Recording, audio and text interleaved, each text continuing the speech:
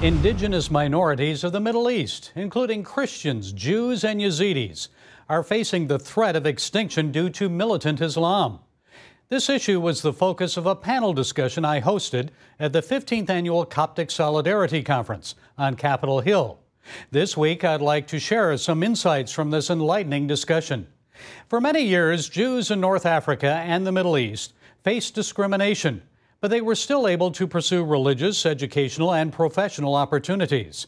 Jews took pride in their countries and contributed significantly to the cultural, social, political, and economic development of their nations. However, with the rise of Nazism and the subsequent establishment of the modern state of Israel, Jews in the Middle East and North Africa found their once relatively peaceful lives to be fleeting. Today, outside of Israel, Judaism in North Africa and the Middle East is nearly non-existent. Hilary Miller, a policy analyst with the U.S. Commission on International Religious Freedom, argues that everything changed when Arab nationalism, Nazi propaganda, and anti-Semitism gained a stronghold. State-sanctioned repressive measures, coupled with violence, precipitated a mass displacement of Jews who were either forcibly uprooted from their homes or became subjugated political hostages of the Arab-Israeli conflict.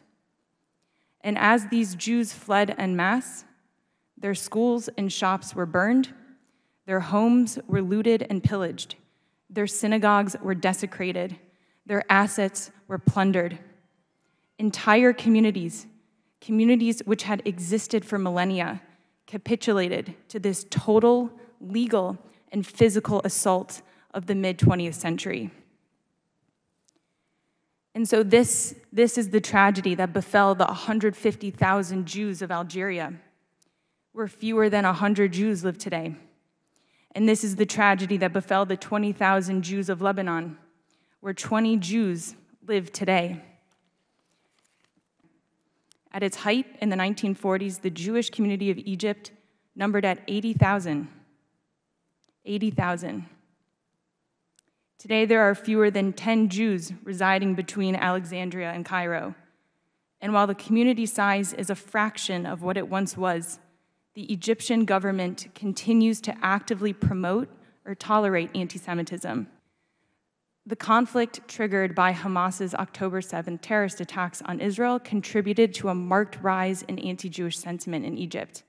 For instance, in January 2024, an Egyptian book depicting anti-Semitic tropes and promoting ostensible Jewish plans to dominate the world was displayed at the state-run Cairo International Book Fair. Elected officials and state media outlets continue to invoke anti-Semitic canards and deliberately misrepresent the history of the Holocaust. And while the government has made some improvements to state curriculum, textbooks continue to grossly stereotype Jews as greedy swindlers engaged in finance and omit material on the Holocaust.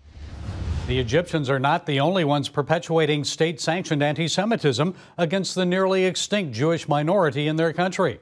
On the edge of the Saudi Arabian Peninsula, one of Iran's proxies, the Houthi militia in Yemen, is also targeting Jews, forcing many to flee.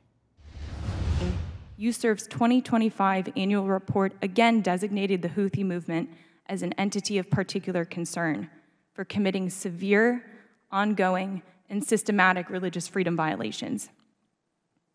Today, from an ancient community nearly 2,000 years old, which at its peak numbered at 55,000 Jews, one Jew remains in Yemen. His name is Levi Marhabi, and he has languished in Houthi prison since 2016. His crime? Attempting to carry a Torah scroll from Yemen to Israel.